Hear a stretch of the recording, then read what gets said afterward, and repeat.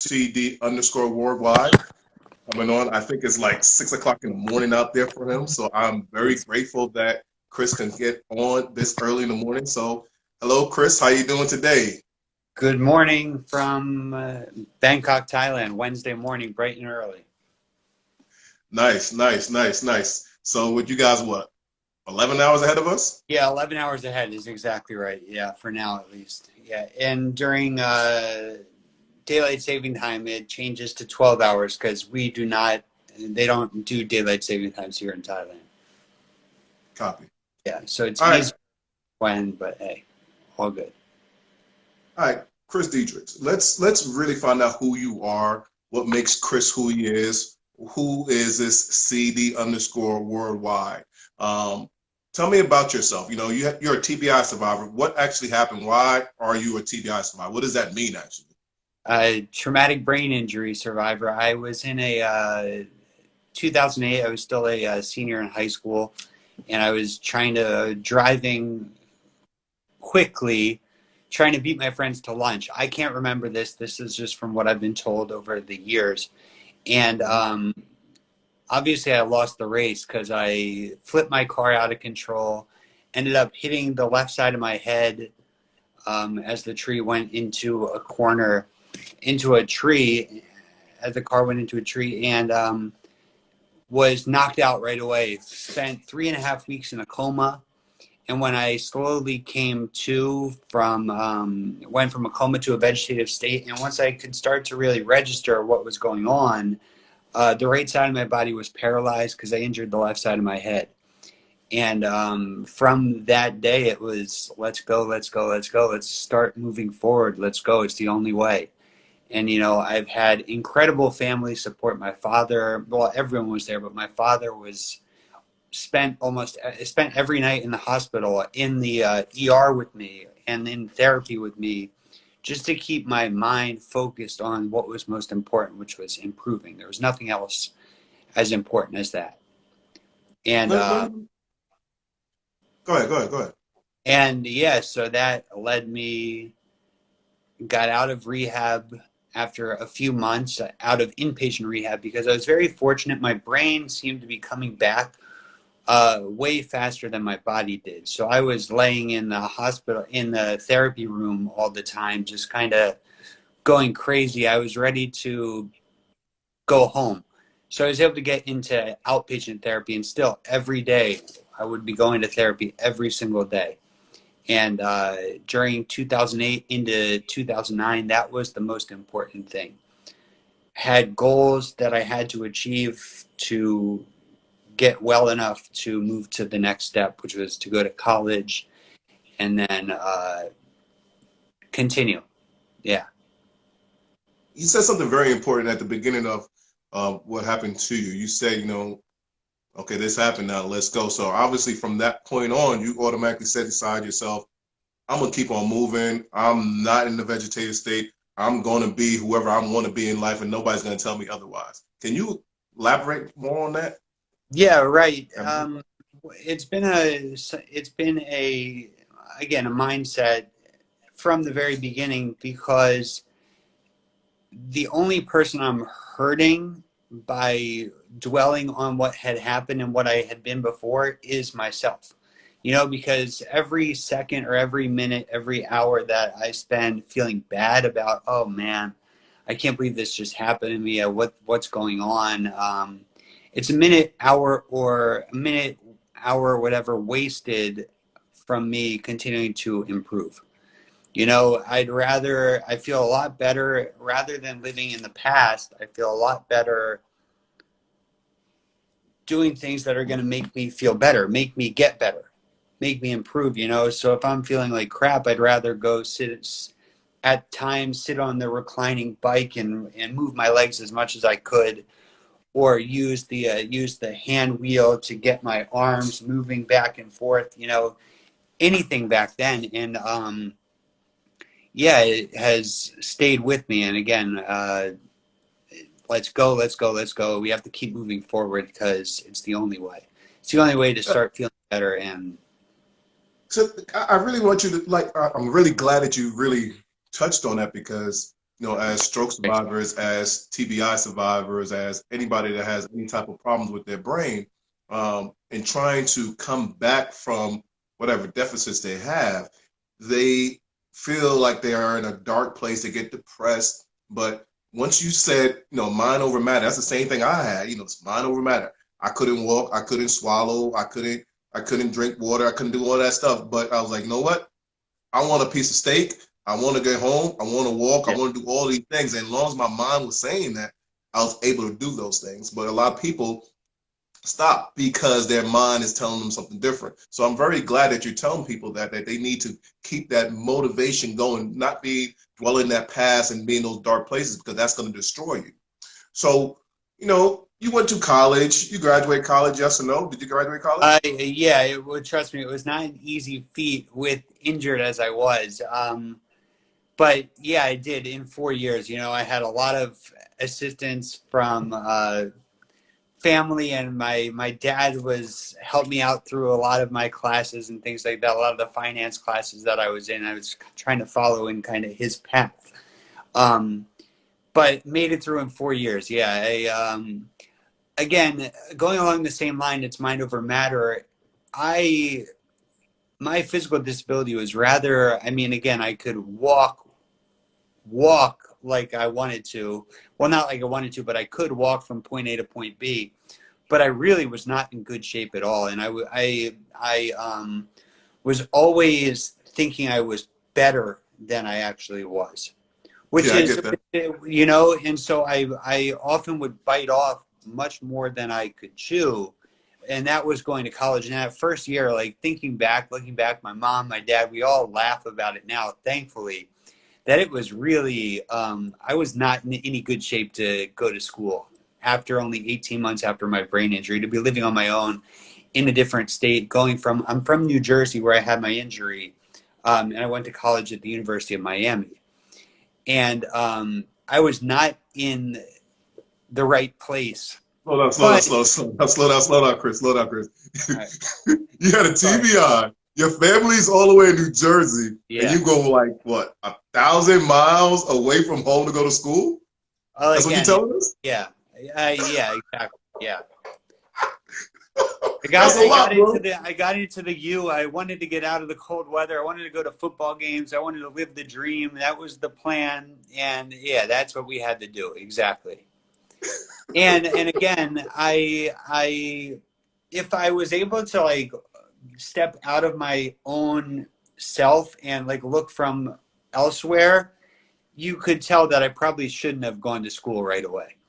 But hold on, Chris. You're bringing up something pretty interesting. And I want people to understand this point that you're bringing out right now is that, when you have some type of brain injury or brain trauma, we don't want to be coddled. We want to become independent. We want to get our life back. We really want to get back on the road to be us. So what you're saying is like, you took that risk, it was hard, but you graduated, and you probably don't have any regrets on it because it made you who you are today. Am I right? It's exactly right. That all the struggles that I had to go through to get from point A to point B, to graduate from college, just to get from classroom to classroom, it's all built me up to where I am today. Exactly. Moved me from step 1 to step 2 to step 3 to step 4. And I've been able to grow on every accomplishment and build on it. And as we spoke about before, that I've gained confidence in myself after every every hardship I've kind of put myself into. I've been able to work my way out of it. So it gives me great confidence as I continue into the future. When I had the opportunity to study abroad in 2011, 3 years after my injury now, in Beijing, I took it right away. I had studied Mandarin in high school prior to my brain injury, and I had fortunately kept a good amount of it as I went into college after my injury. When I came back, and I had studied at but I wanted to continue my studies, and I wanted to go abroad. I wanted to continue to stretch my independence. Let's put it that way, right? And so I went to Beijing, and similar to me going to Miami for the first time, if I had really looked at it objectively, I was not prepared at all. And I went with a couple of other classmates, and after 2 weeks of doing classes along with touring the city, like going to the Great Wall of China, Forbidden City, everything, all the markets, I realized that I was slowing the class down, and we were leaving. Uh, good morning. We were leaving Beijing to go to Shanghai and doing more touring. I pulled the teacher aside and I said, "Hey, I'm trying to remember her name, Chen Laoshi. I think it was Chen Laoshi. I can't continue. I'm going to stay here in Beijing. You guys go. I'm dropping the class. I'm out." So eventually she said yes after convincing and after speaking to other people. And so I stayed in Beijing by myself rather than Completely, hold on. Completely by yourself. Yeah, I was there alone. Yeah, and Okay. yeah, it was You're all. giving me a lot here, sir. You're giving me a lot here, sir. You're giving me a lot. And again, this is 3 years after my injury, and again, I'm thinking again at the time when I put myself back in that situation, I'm the most confident. I was the most confident person in the world. It wasn't that I couldn't do it. I wasn't thinking of myself as somebody who is disabled. I was thinking of someone just making it happen, you know? And so I did. I was fortunate, you know, I made friends there. I randomly ran into a kid that I had met at my university. I was in a fraternity at one point, and he was an alumni in the same fraternity. And I met him, I saw him randomly in Beijing. And, you know, my memory is not that great. It wasn't, especially then, but I recognized faces. I had no idea how I knew this guy, but he remembered me, fortunately, because the way that I walk, the way that I act, obviously I'm very memorable. Yeah, you stick like a sore thumb. Oh, Chris, good to see you, man. What are you doing? So last time I had seen this guy was in Miami. Here he is in Beijing. We're going out to have lunch. He's showing me around. I met friends from all over the world, met girls, Koreans, people from different countries. And it was only 2 weeks, but hold on, you had to say girls, huh? it's met people from many different countries. I've got doing what I can to make it happen. You know what I'm saying? And yes, sir. Yeah, thank you. And I had to call you out on that. I heard it. Yeah, it's all right. It's all good. And that was a long time ago. Back my immature college days. Yeah, how's that? Yeah, got you. Yeah. I got you. So I made it through those 2 weeks. I came back with a whole new perspective on what I was capable of doing and what got me feeling fulfilled, excited for the future. So the next year I took an opportunity to go to the Galapagos Islands in Ecuador with school again, you know, and again, it wasn't an easy thing, and I had to... Slow down. Chris, you're killing me right now. This is 3 continents we're talking about right now. Well, yeah, that's the beginning. That was in 2012 when I was in college. And this is all 3 to 4 years after your accident. Yeah. Exactly. You know, seizing opportunity. That's what was all about. And again, I wasn't physically 100%. I remember in the Galapagos, I tripped one time, and thankfully this was near the end of the trip. I tripped and really got close to injuring my knee. Thank gosh, it ended up not being devastating, just a quick little injury. But It wouldn't have happened had I not been disabled. But, you know, you push through. And when you get out on the other side, you have that much more confidence in yourself that the next opportunity that comes up, of course, I'm going to take it. Because if I was able to do this in 2011, 3 years after my injury, and this 4 years after my injury, what can't I do the next time when I'm feeling better and better? And everything you're saying right now, I completely agree with you. All the things that I went through is the same exact thing. You know, everybody doubted me, and I'm like, I'm going to do this. Let me ask you something, Chris. You know, what is the biggest misconception people have about your injury? I think people and it's just a snap reaction that when someone sees me walking, especially in years past, not walking nearly as well as I am now today, I'm instantly seen as, well, people want to help. That's a good thing. You know, people quickly, there are many people that are looking, oh, right away, oh, how can I help you? How can I help you? What can I do? Whether I ask for the help or not, you know, and I will accept what I can or what I just politely decline. Hey, I don't need that. But you get some people who, as soon as they see me walking around or hear that I suffered a brain injury, I'm discounted right away. That I won't be Mm, able to, yeah, that there's that, okay, where we can be friends, but you're kind of like that one guy, right. you know, that I won't invite to some things, stuff like that. You know, and I did a little talk about this.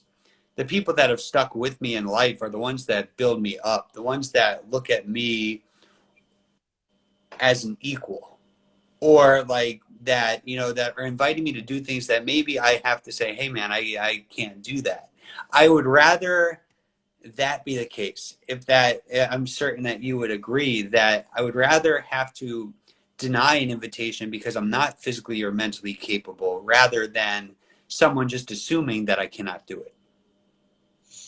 I get that. So let me You ask you, know, Chris, what would you say to somebody that is in that same predicament that you were in when they say those things to you, and this is the first time they don't know how to handle it, they go into depression? yeah. What do you tell them so they can move forward to be perseverance like how you did?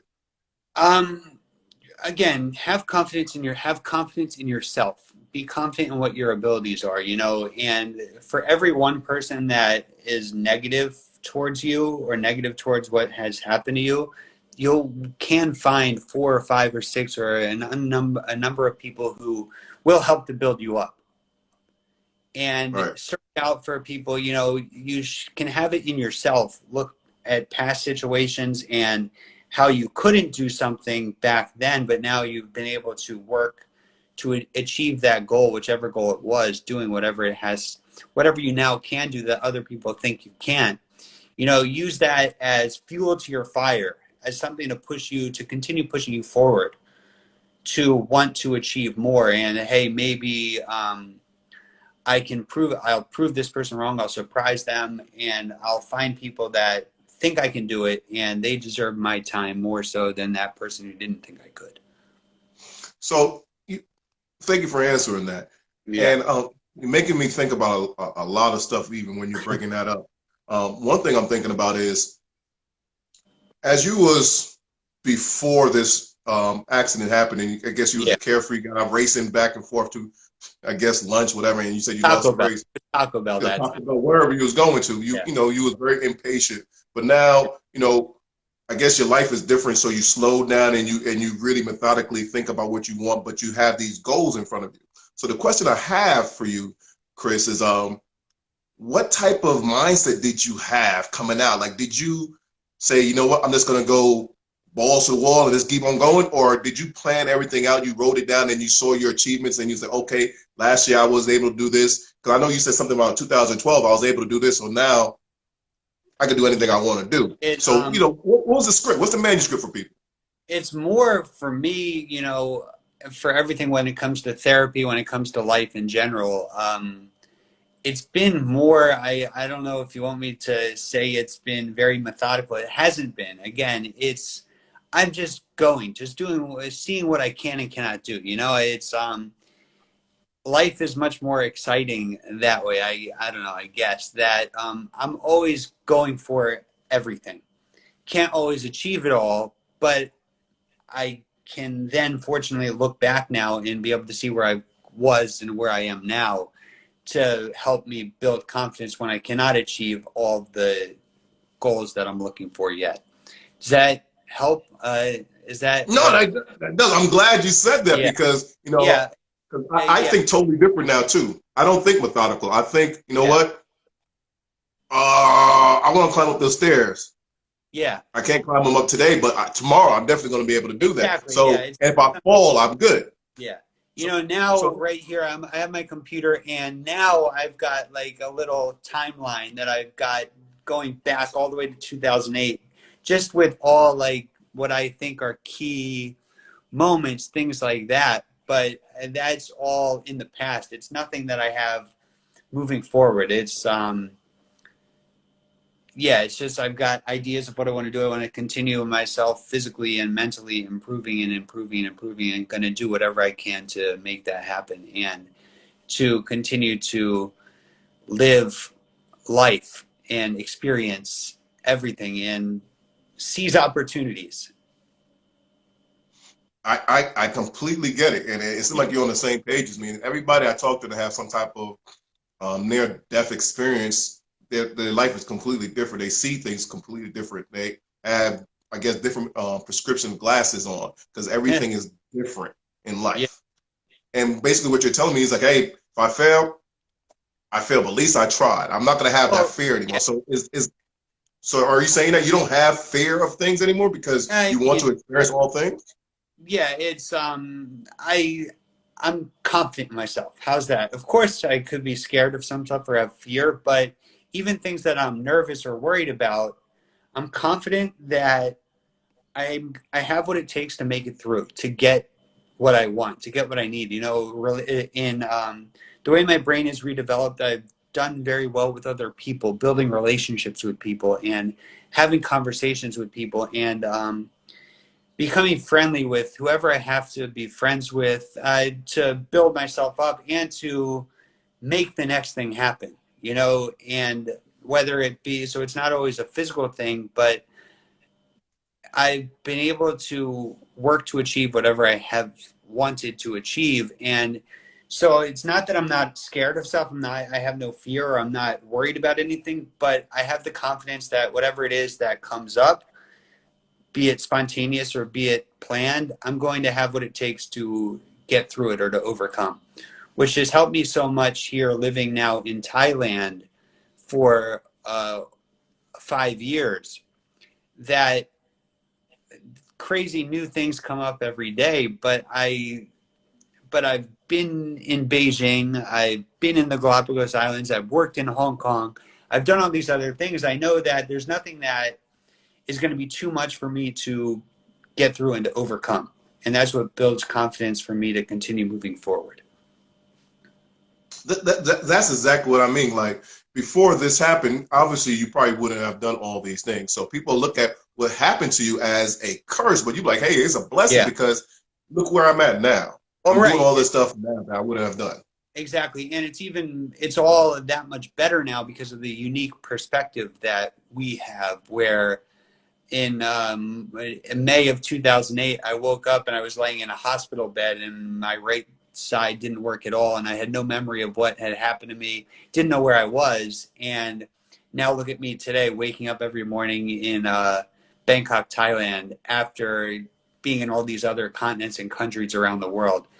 And it's good for everyone, for anyone to have that opportunity, but then it all goes that much further because of how low I was. And it makes me feel that much more proud and confident in myself. You know what? I get that. You know, I wanted to ask you that type of question, but Yeah. you said this happened to you while you were still in high school, so you didn't really understand that as being an adult, a father, No. you know, breadwinner, then all of a sudden being completely shut completely down and bring yourself back up again. You was about to get there, you got shut down and came up. Yeah. So yeah, you answered that question. You know, what is that mindset? Can you explain that to I don't But want to call them normies, but they are people that didn't have no, near life death normies. experience. Yeah, normies. Can you explain that to them? Well, What that means, like how you're thinking? you know, it's something that I feel very grateful for, you know, that living every day for me, doing all these normal things, for normal people, it's boring. For me, or for anyone who suffered a severe near death experience, it's life. It's fulfilling. You know, the normal things, it's life that I've worked so hard to be able to achieve, to be able to get That's back to this point. So much more effort has gone in on my case than someone who's just run through, you know, the normal life, which, yeah. So for normies that, you know, there's no reason to feel bad for any of us that have suffered an injury, because that's a big thing for me, because I'm living out all my dreams even more than I could have ever anticipated when I was back there in 2008. Not even being able, even if, let's say, this was my dream forever, to even when I was in high school, to, hey, you know, someday I want to live in Bangkok. Someday I want to live and be able to travel, not during COVID time, but during normal time, be able to say, you know what, hey, today I'm going to go here. Today I'm going to go here, which is what I was able to do a couple of years ago. Flights are cheap. Things are very inexpensive and easy here in Asia. That was not my dream in 2007 before my injury. But to think that when I was laying in that hospital bed, I never could have ever imagined being able to do something so fantastic as what I'm doing, living, experiencing real life around the world. So it's that much bigger, I guess. It's so much even better because of what had happened to me. you So know there's no, what?